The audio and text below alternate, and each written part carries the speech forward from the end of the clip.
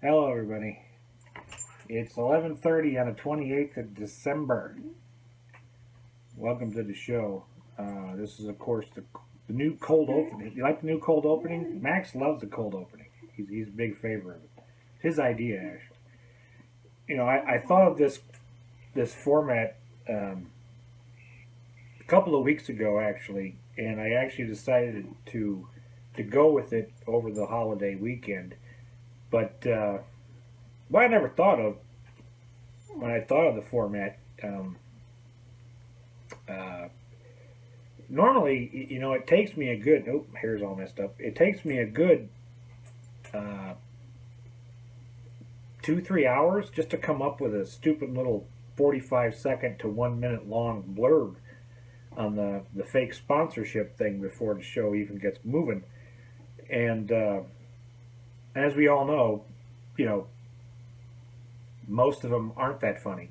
Don't say it. I know what you're thinking. So I never quite thought, because I pictured this to be about a 3 to 5 minute little blurb before the grand entry of the show. And, you know, that's 3 to 5 minutes is a long time. You don't realize I'm only a minute and a half in now. You know, I don't have like a, years in the entertainment business. I don't have, an army of staff writers behind me, a studio audience, guests, real talent at all. I got a dog who's both cuter than me and arguably more entertaining, which isn't fair. Little bastard. So yeah, it makes these little 3 to 5 minute intros kind of tough. Didn't think of that when I thought of, the whole idea of the thing. So yeah. How was your day? Doing good? You happy? Yeah. Cue the intro. Live from Casa de Clark in beautiful Independence, Iowa, it's Unemployed with your host, Matt Clark.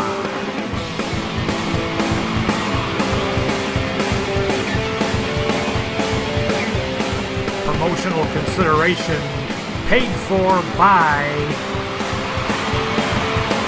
the World of Warcraft. Sure, we may have lost, 2-3 million subscribers over the last 4 to 5 years. But hey, we made a movie, folks, and we're still the favorite game of 40 to 50-year-old uncles and creepy Germans everywhere. Warcraft. Now, here's your host, the Pope's favorite heretic, Matt Clark. Yeah, I'm done. The show's not that good, so calm down.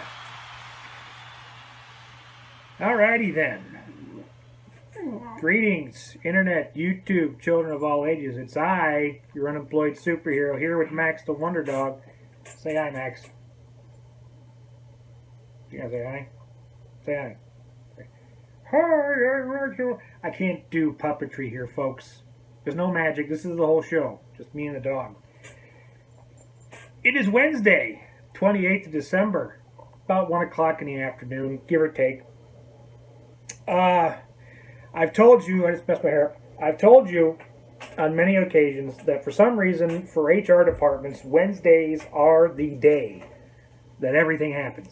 I've gotten 2 job interview offers today that I'm excited about. Won't happen until next week, but that's exciting. I'm glad to see it. Gives me good spirits. My sister just came back from her doctor. They took a look at her growth in her stomach, and apparently they think it's non-cancerous, and they're going to decide if they want to cut it out or not. They still haven't decided yet. So that's roughly good news. That's good news. It's not cancer anyway. Remember the hand? It's the power of the hand. I'm telling you. Everybody thought it was creepy, especially you, Steve. You thought it was creepy, but it wasn't. This is all about positive mental attitude, positive thinking, power of the mind over the universe. So she's doing pretty good. Thanks for all your positive wishes about my sister. Pop's back at the home. I'm kind of getting back into my unemployed itinerary. I don't know what you call it. Bowl season's going.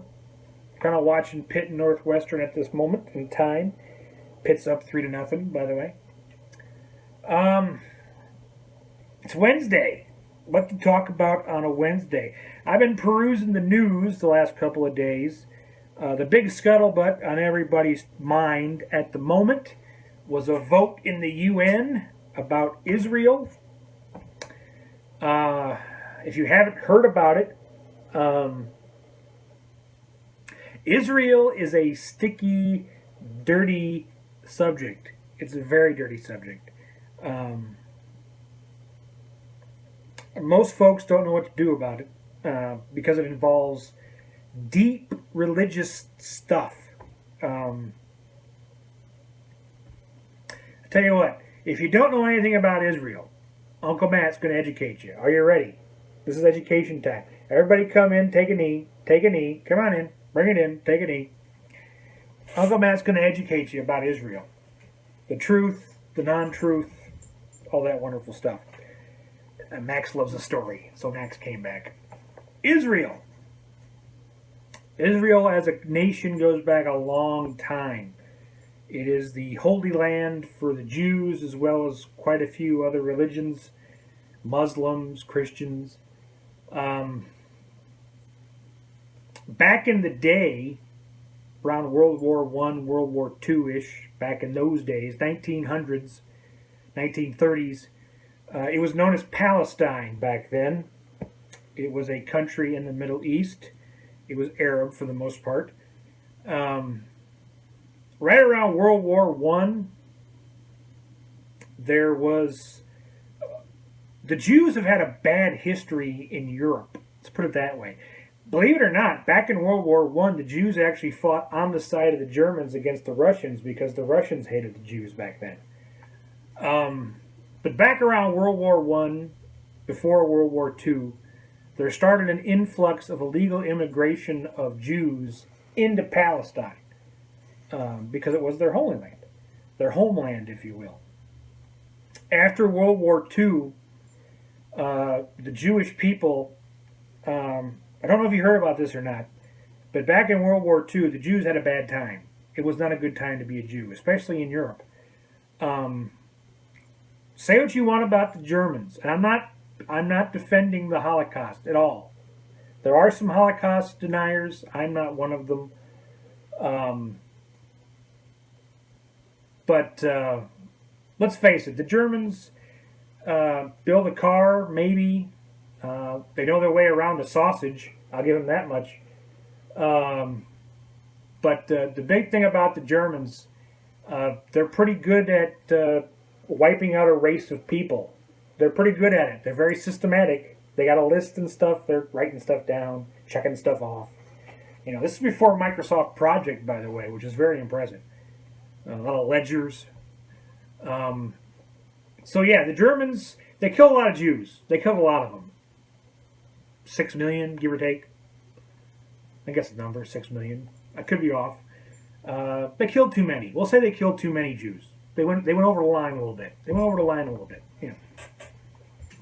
So obviously the Jews, they reacted a little bit, and they started to move into Palestine more. The British had always controlled the United Kingdom as an area, the island that is the United Kingdom. Not very rich on resources. The reason why the British Empire existed ever, if you don't know this, is because Britain, it's got some sheep, it's got some farming. I think there's some coal in the North Country there. I'm not a big British guy as far as history goes, But I do know the British don't have a whole lot of resources on the island that is the United Kingdom. So that's why the British Empire existed. They went after spices because their food sucks. They went after spices. Eventually, they went after petroleum products, oil, because they don't have any oil in Britain. All their oil they have to get from somewhere else. So they actually had some control in the Middle East to get oil. When World War II came, the Nazis waged a pretty good war in North Africa and the Middle East. Britain lost a lot of stuff during that phase of the war. So when European Jews wanted to move to Palestine and kind of make it their homeland, the Russians, the British, the Americans, they were okay with it. They didn't fight it at all. They were like, sure. They even, in the UN, recognized Israel's independence as a country. The idea back then was to kind of partition Israel, part of it Palestinian, part of it Jewish. It was a bad idea back then. It's only gotten worse over time because the Palestinians, it was their country to begin with. It was Palestine. It wasn't Israel. So when the Israels came in with the backing of foreign governments that weren't Arabic or Muslim, some not even Jewish, told them how their country was going to work, tempers flared, as you could imagine.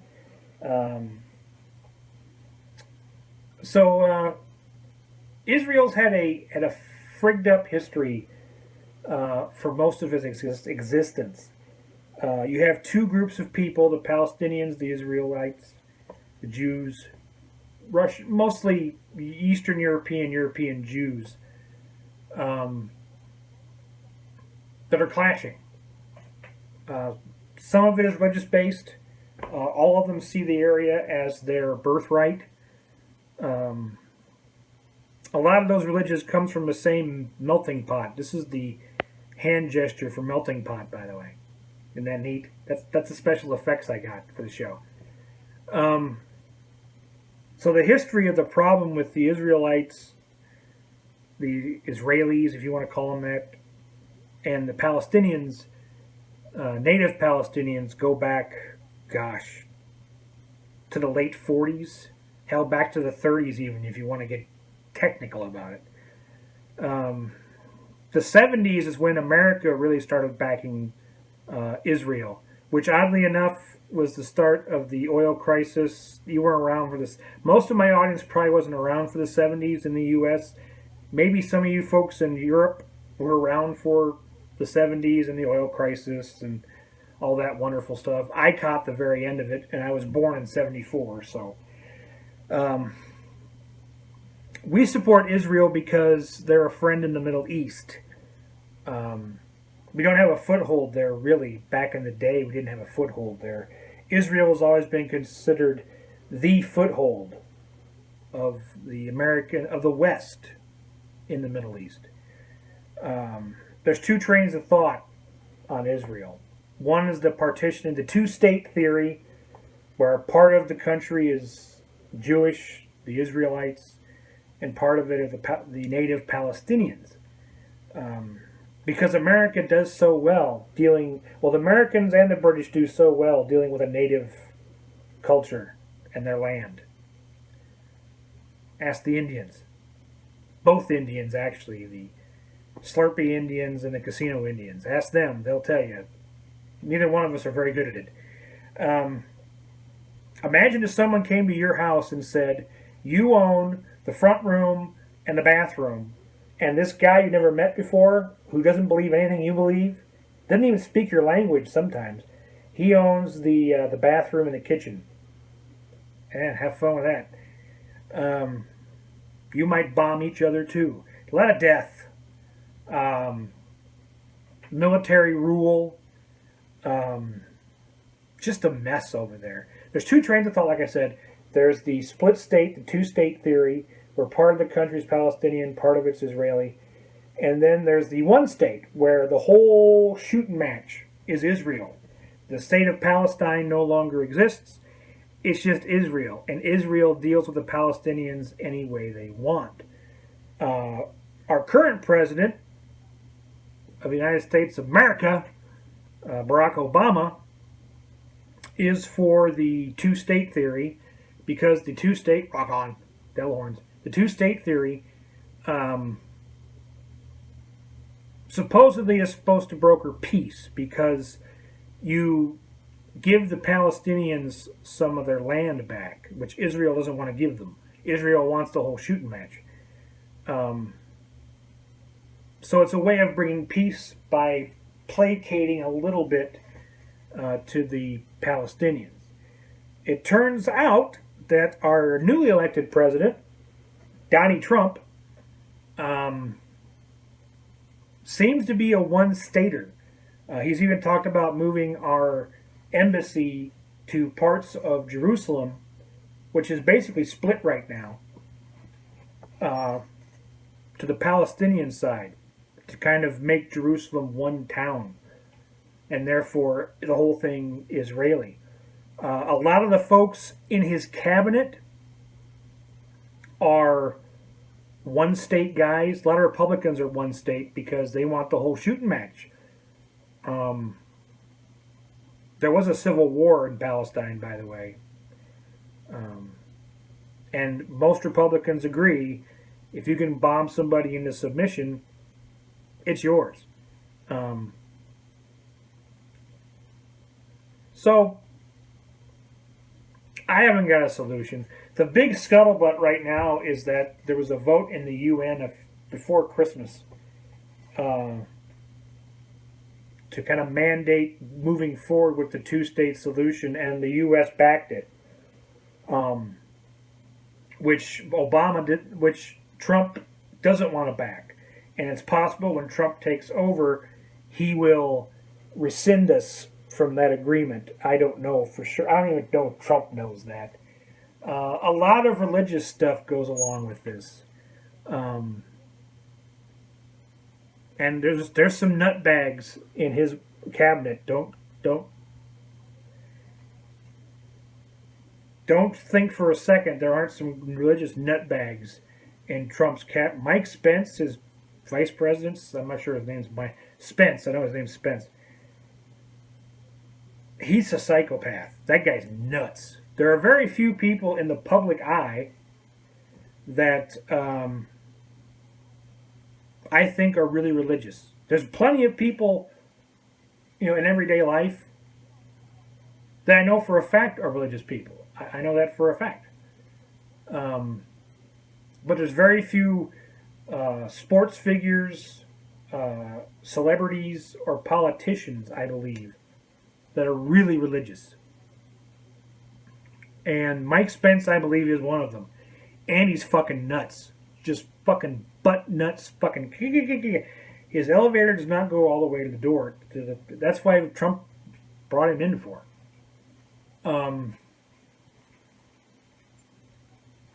It's a real mess. And God knows, some people think it's the end of the world. This is the start of it. ISIS does.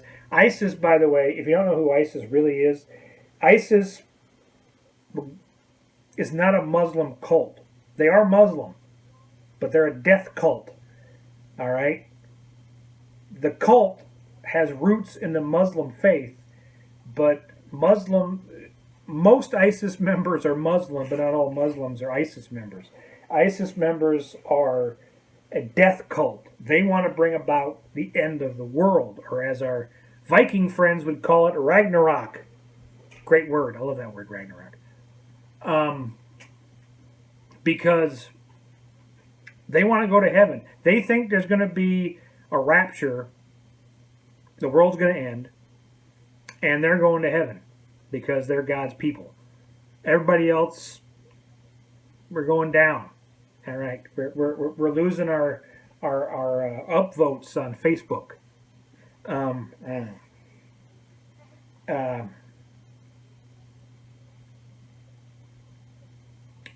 You might call it the end of the. I don't know about the end of the world.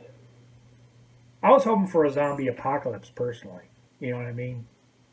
You could wander the wasteland, pillage a Walmart once in a while, slap the head off of a zombie once in a while. You know what I mean?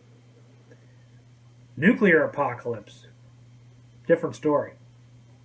Nuclear apocalypse is not nearly as amusing as a zombie apocalypse, trust me. The land goes bad, the water goes bad, you're fighting for food. If you're a woman, by the way, in a nuclear apocalypse, God help, the rape gangs will be out and about. I told you, rape's illegal for one reason, because if it wasn't illegal, women couldn't leave the house. We'd be just be piles of men diving on top of them all hours of the day. It's better in a zombie apocalypse because I think, it could be bad in a zombie. Let's just say apocalypse in general, not good for women. We'll just go with that. We'll go with that. What was my point again? Oh, yes, the Israel situation. I don't know if it's the end of the world. I don't know if there's a solution for it. I don't know if Trump's going to make it any worse. I just think for certain he won't make it any better. His group of people he's got in his cabinet aren't going to make it any better, which if you live in Israel right now is probably a bad thing because parts of Israel are not good. And it's just going to get worse from there. So that's your Uncle Matt's short version history of Israel and the Palestinians and the mess that's going on right now in the UN. And Trump's actually threatened to leave the UN because of all this. It's just a mess. And the bad thing is Trump himself doesn't have a position. This is just basically Trump parroting whatever Republican leadership tells him to do.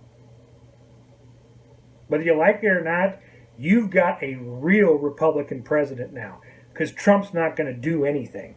He's going to let the policymakers in the Republican Party basically do all the work for him. He's just going to sit back, tweet about it, and go on TV when he feels like it. Things are going to get really bad. Just get ready for that. As bad as you think it's going to get, chances are it's going to be 10 times worse than you think it's going to be.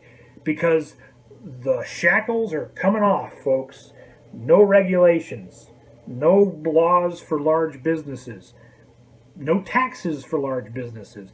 All you fucking idiot middle-class people who voted for him thinking he'd make your life better, your taxes are about to triple, more than likely. And if they don't, the country's going to go bankrupt. Chances are it'll probably go bankrupt.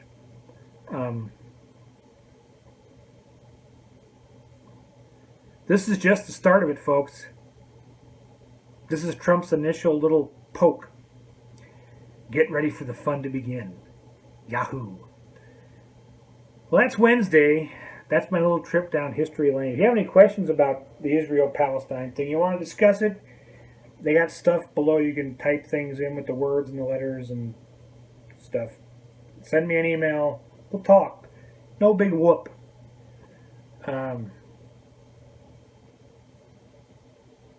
Yeah. Bad times. Don't know what they're going to do about it. This has been your host, Matt Clark, coming to you live from the Music Conservatory for Wednesday. I will see you again tomorrow. We'll talk about something else. And no big whoop. You take it easy. You stay sexy, San Diego. And for God's sakes, be good to your mother. Take it easy.